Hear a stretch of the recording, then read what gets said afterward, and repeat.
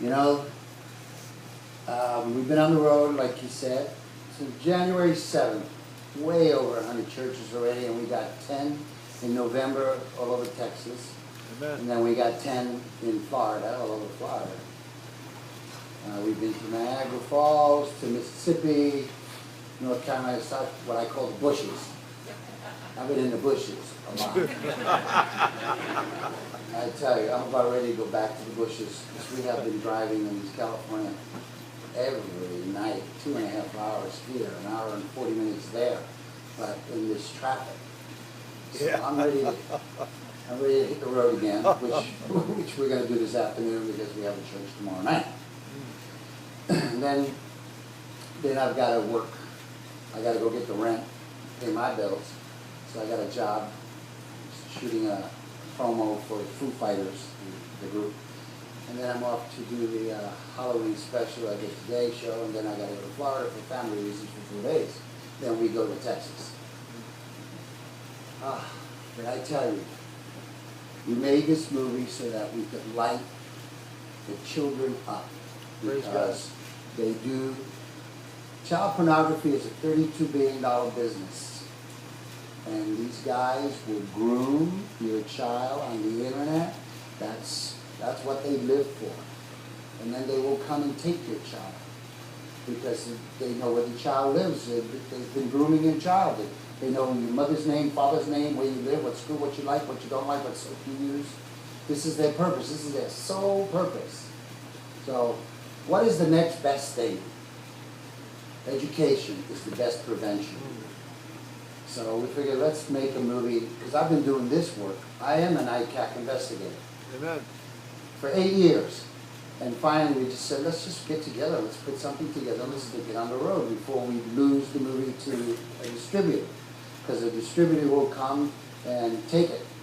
And if it doesn't do what they want it to do, they're going to stick it in a box somewhere and that's it. It's done. You're not going to get to see it. So I said, let's not do it for 1 year. Let's take it on the road. Because I was in my very first movie when I was 19 was a movie called The Cross of the Switchblade. I played Nicky Cruz in that. And yeah. Now I know who that guy is. I was Nicky Cruz in that. And I learned four-walling. They would buy out a movie theater and they'd stick the movie in there. I'd go in a week before to do publicity, and boom. And then that would fill up the theaters. So I recommended this. I said, let's take it to churches because we made it so a child can be aware of what's going on, at least so they don't think it's all video games. What could possibly happen and how they could avoid falling into that trap of an online sexual predator. And we did. And I was just looking at Dean and saying, do you realize it's October? Do you realize how many churches, how many miles were beaten up, how many hotel rooms, how many La Quintas and Marriott Courtyards and Hamiltons and Comfort Inns, and how many times I had to go back to the doctor because my stomach just couldn't take this food on the road. I mean, anyway, it's very important. I need you to do something for me on November the 6th. I need you to pray that day.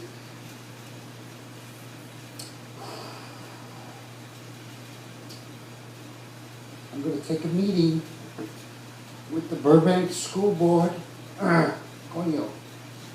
You know what coño means? I'm going to take a meeting with the Burbank School Board on the 6th. And if I can pitch to them and sell them on the idea of putting internet safety education in the school system in Burbank, maybe I can get the rest of the country. Wow. Yeah.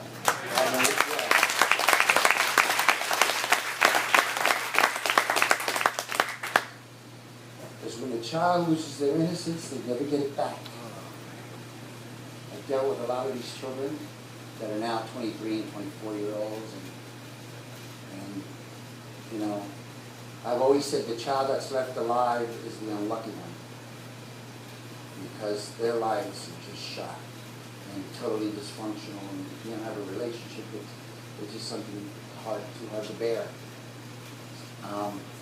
Everyone in here knows somebody that's been taken, or that internet situation has happened to them, they've been abused. So education for me is foremost important. Educate the child so they not take it. I did DARE for 7 years. I was the international face of DARE. Now you know that program is gone, right? Wow. Because it was federally funded. And once the feds pull the bread, it goes in the toilet, whatever they were funding. Well, my program, Safe Surfing, Net Smart System of Internet Safety Education, is age appropriate, interactive from K to 12, and it's free because I raise a lot of money. I do a lot of rides. I'm a member of the Blue Knights. I'm also a Moose Rider. Right. And the Moose organization, the Moose Lodge, they've been very good to our foundation. And we're able to make the software to give to schools, so there's no cost to the parents, the teachers. You know, if you have a child in a Catholic school, a private school, wherever you have your child, Christian school, I can come in there, and that's easy because the school runs it.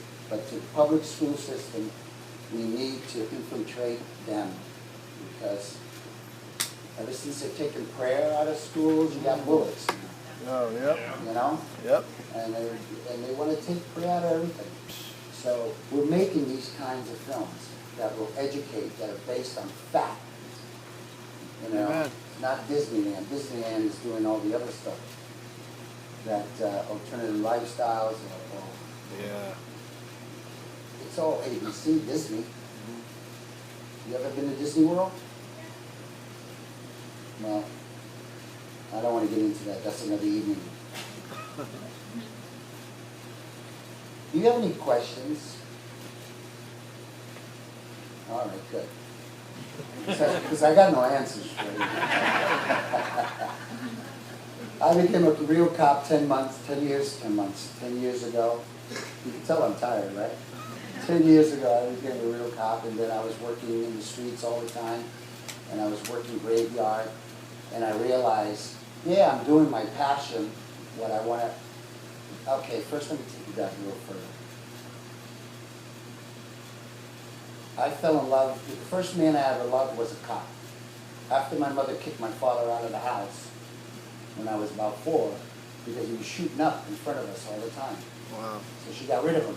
And then she started dating a cop, and this guy was awesome. I grew up in Spanish Harlem, New York City, and this guy was great. He was an awesome guy. And I wanted to be a cop.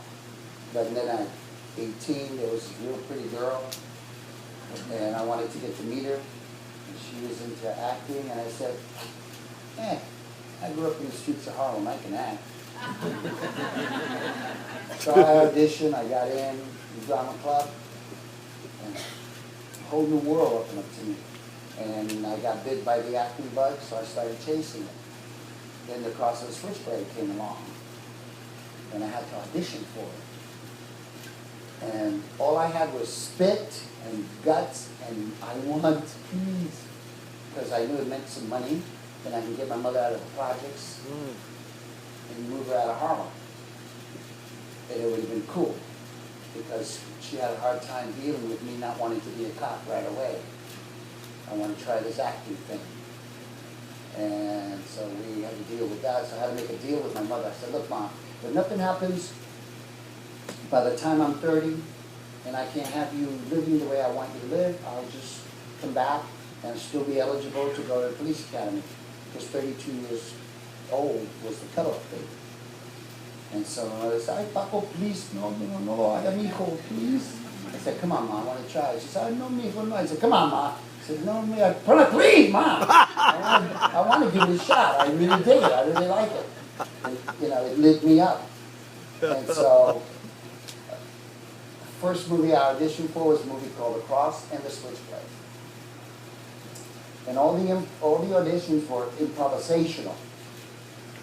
That means the director gives you an assignment, you go up, and you got to accomplish it. And there are other actors in there. And so the first 5 times, he said, oh, very good, come back tomorrow. Okay, come back in 3 days. Come back in another 2 days, up until the 6th time. On the last day of the 5th day of the audition, He says, tomorrow Pat Boone is coming in, and I want to see you and him together. And then we have another possible choice, this other kid. So I was up against this other Italian kid, tall, good-looking, real nice guy. But this guy already had a movie under his belt. He had a movie called The Up the Down Staircase with Sandy Dennis back then. And so I said, oh man, I got nothing. I just got my hunger. And so I figured I got to give myself an edge. I got to do something that'll really stick out and get their attention. And so I went to 42nd Street and I bought a switchblade, a real switchblade, real switchblade. And I put it in my back pocket. I went to my audition. Nobody knew I had it. And Don Murray was our director. Don Murray was an actor that was in Bus Stop. He was also in a movie called The Hoodlum Priest. I could tell you, a lot of you were too young, but black and white movie. Because I was 19 when I did my first movie. This one I did at 50 years old.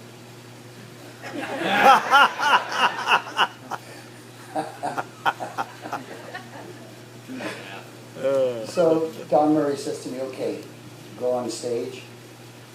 That is your gang, that is your world, that's your life. Go up there, decide what you're going to do for the night, and there'll be a knock at the door. So I say, okay, cool. So I go walk down, get on stage. There's 6 boys and 6 girls. And these are kids that have been to Juilliard, they have theater arts training, and they were educated. I come out of Spanish Harlem. I had spit, you know? So I go up there right away, and I go up to one girl and I grab her and kiss her, and stuff like that, walk away. They look at me. I say, okay, listen up. This is what we're going to do tonight. We're going to go to the movies. And I turn around, and they're not listening. They're still together with each other, doing their thing. So I figured I got to get their attention, and I got to make them focus. So I turn around and go, hey, I'm talking here. Shut up. You listen to me now. So I got their attention. And I said, this is what we're going to do. So I grab a chair, and you know how you take a chair, you sit down, and you sit down, and you got your back, and you sit. So I figured, no. I grabbed the chair, and I turned it around, and I straddled it, and I went like this. Because I saw that in a movie, and I thought it was a cool look. Right? Because I had to use, I didn't have much training. I had to use whatever I could, what I knew. And whatever I thought was cool and worked for me. So I said, okay, this is what we're going to do. We're going to go to the movies tonight, and after the movies, I want to get some pizza. Yeah. Okay? So these kids are all looking at me. I said, so what we're going to do is we're going to go to my piggy banks. I got several piggy banks around the city, and we need to go get I need to go get some coin. So they're looking at me like, huh? Huh? I said, yeah. We're going to go to about 6 phone booths and about 8 parking meters. And that's how I used to get my allowance. Hey, we lived on welfare. And so, then there's at the door. So I go get the door. And the kid looks at me like, I beg your pardon. Gives me that look. I go, go get the door, man, now, move! He got up, went over, opened the door, and Pat Boone is standing in the door. He's in the door frame. Right? Here's the door frame. Well, here's, and he's standing there and he goes, is Nikki here? I have a message for Nikki. So I'm in my chair like this, and I go,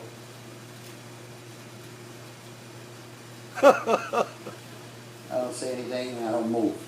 And he repeats it. He says, I'm here to see Nikki. I have a message for him. So then I get up. I just get up. Because the kid at the door turns and goes. He was up for one of the other roles. And so I get up, and I figured I could walk over there, but let me do something. So I grabbed the chair, and I just throw the chair. Yeah. Like, you know, it looks like I'm angry and I'm butch and everything, right? Aggressive. So I walk over to him, and I stand there and look at him. And you wolf him, you know? You wolf a guy, you just stand there, you look him in the face, and you go.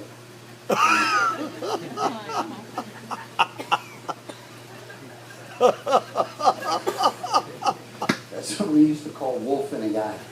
Wolfing a guy. And Pat Mooney looks at me and he goes, "Are you Nicky?" And I don't say anything, I just go. And he says, "I have a message for you." He says, "Jesus loves you." Wow, amen. He tells me, right? Amen. Now, I had never heard that, personally, Wow. in the streets. So, but I didn't have time to go there because I had to accomplish what I had to accomplish. Because I needed this job, I wanted this job. And I had to beat that other guy out because anyway. So I start building a rage in myself. Because I wasn't very eloquent then, not as eloquent as I am now.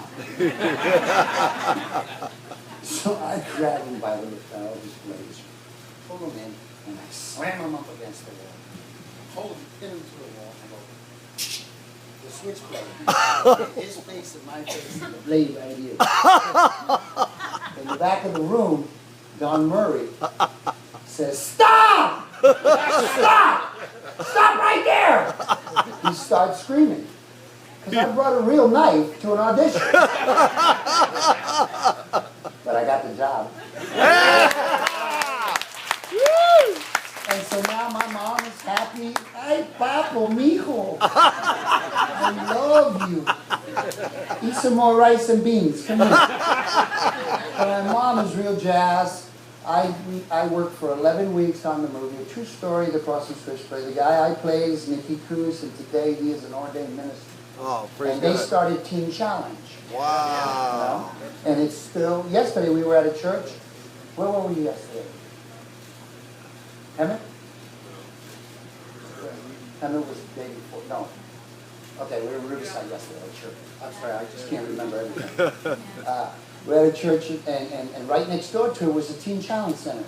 Wow. Which is really cool, because it brought me back to David Wilkerson. David Wilkerson was a man, pastor in Phillipsburg, Pennsylvania, who was reading, back in the 50s, there was a nasty gang that was always in the daily news in New York.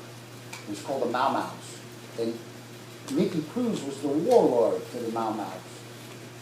And they were always in the newspapers. Because gangs were different then. You know, you fought with a knife or a stick or just your fists, and that was it. It was more like social club.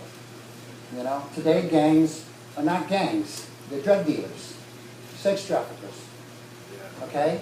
They all got nines, and the reason why the nines are out is because they want to control the sales. You know? Drug cartel are buying orphanages in foreign countries, so they have a steady supply of children for their child pornography, $32 billion business. Wow. I ain't lying. That's sad. I know this because I've been doing this work. And so, but now I've switched to, I mean, I still do it, but now mostly I want to start educating. So anyway, David Wilkerson was a great man, a good man. And he had a ministry. He even bought a theater on Broadway and had his church on Broadway. Had a Broadway theater. It's a great ministry. This is a great ministry. Anywhere where you can talk about God and you can educate is a great place. Because the man will have your back. Look what he's done to me. Throws me in a movie when I'm 19, and then at 6 years old, he throws me in another one. And then we have another one that we're going to tour with starting January. It's to teach our young people that they have a constitutional First Amendment right to express their religious beliefs. Yeah. In this God's statutes called public schools. Amen. Yeah. Because kids don't know. There's a girl in Tennessee, elementary school. Teacher gives her an assignment, the class an assignment. We want to do a 50-page essay on your hero or who you admire. Write about it. The little girl decides, well, I'm going to write about God. So she writes about God, does an essay on God. Amen. She went to turn it in, true story, just several months ago. Turns it into, you know this? Yep. Turns it in, and the teacher says, no. He wouldn't accept it. He says, you got to write about a sports figure or a musical. She said, write about Michael Jackson. If we had this movie that I'm bringing to you next year here, and I want more chili. Amen. I'll regret it later, but I enjoyed it a little while ago. She'd have seen this movie, she would have known that she has access to Liberty Counsel, and everyone has this access to Liberty Counsel at Lynchburg University and Lynchburg Liberty University. They have a separate thing going there. Liberty Counsel is called, and it's run by Matt Staver, who's an attorney who handles all these cases. And all they do is take on these cases at no cost. Wow. To anybody that wants Amen. to get into it at the school or wherever. They're not allowed to wear a T-shirt that says God is cool, Jesus is my bud, or whatever, or however they want to express their beliefs. That little girl could have told the teacher, she had known this, she could have told the teacher, hey, up your nose with a rubber hose, and write about who I am. You know? So this is what we're doing. This is what I'm doing. I'm no longer on the California Highway Patrol. I'm with, this is not a CHIPS badge. I'm with the Sheriff's Department in Bedford County, Virginia. I'm an ICAC investigator. Amen. I've been at it for 8 years. That's what I've been doing. That's what I've done. And in between,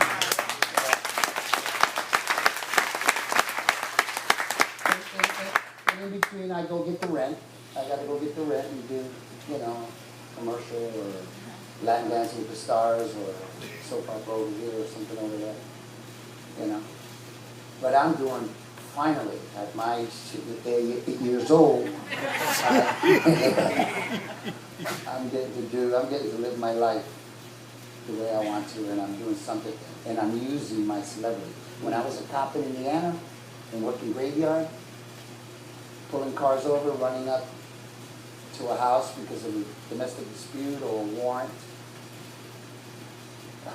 that's all I was doing. And I said, well, I'm not doing anything with my popularity or my celebrity or my recognition.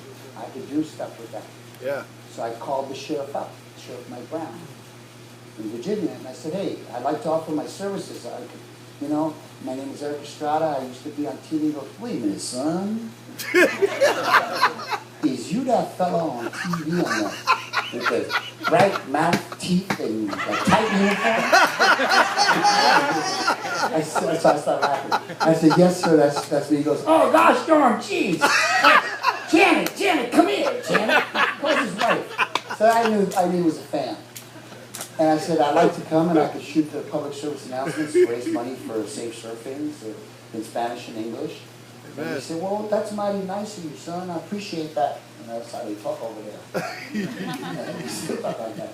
He says, I appreciate that. Well, if you ever need here parts, and I'm from Harlem, man. I never heard anybody say these here parts.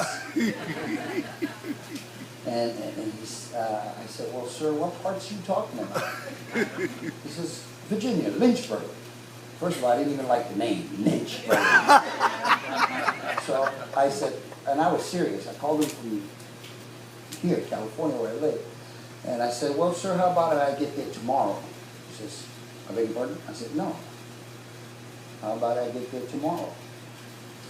I'll call the airlines and then I'll call you back with my arrival. And I called the airlines and I realized I got to buy 2 tickets. It takes 2 planes to get into Lynchburg. Wow. So we did it. I did it. We got there, went with him. We went with him to Liberty University, used their facilities, and we shot the infomercials, and I had a young girl with me. that was there who had been taken prior, and she did a testimonial. Wow.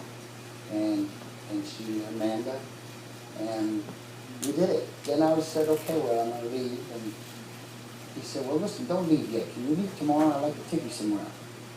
Well, he took me somewhere. He took me to a cabin in the Blue Ridge Mountains.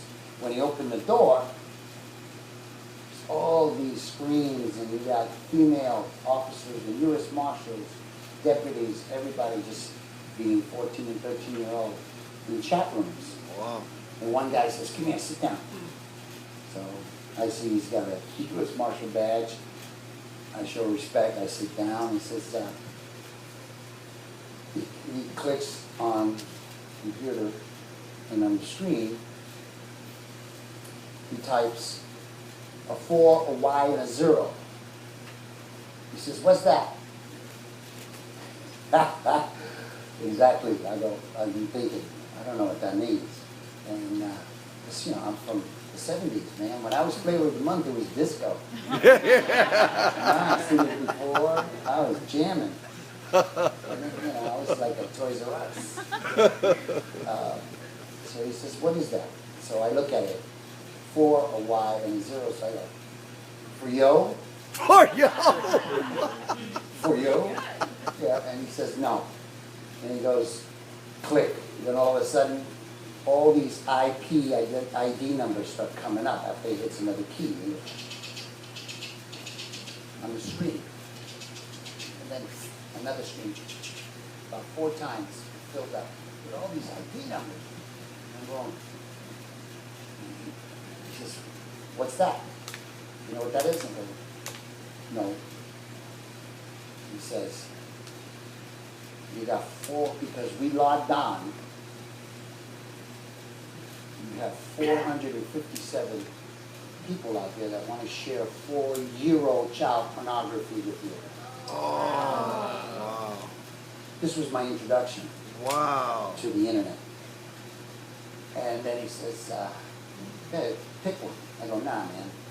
My daughter's going to be 14 March 5th, January 5th. She's going to be 14 years old. This was 8 years ago.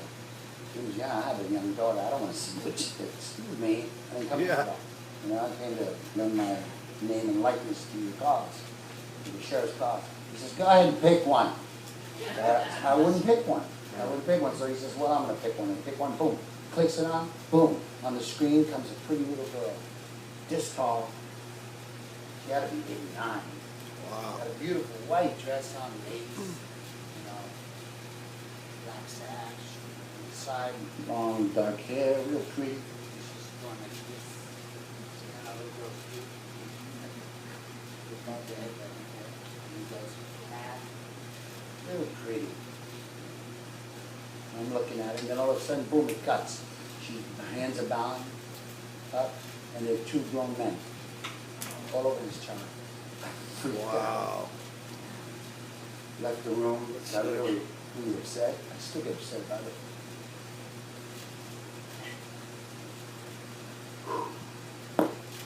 Then I went outside,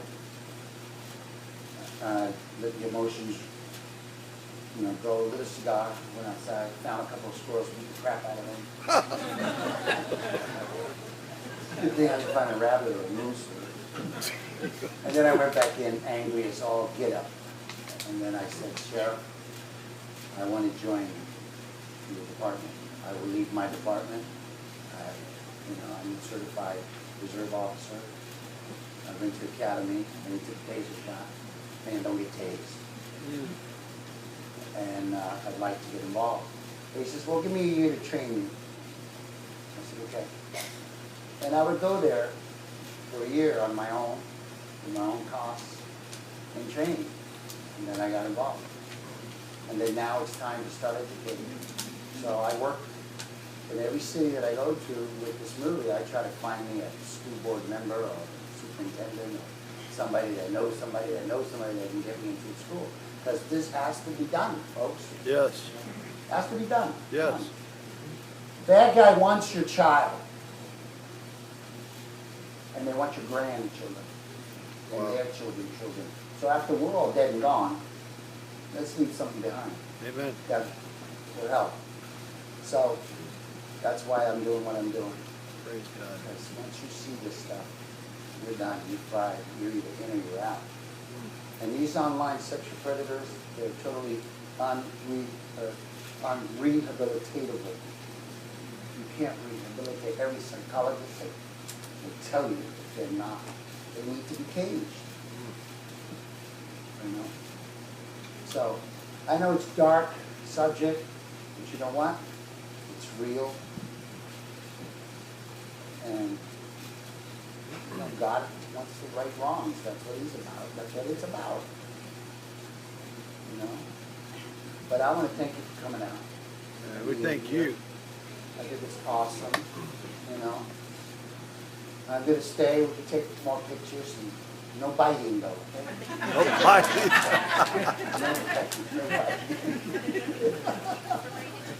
I'm going to turn you over to Dean. He's going to talk to you. And, okay? We love you, Brother Erik.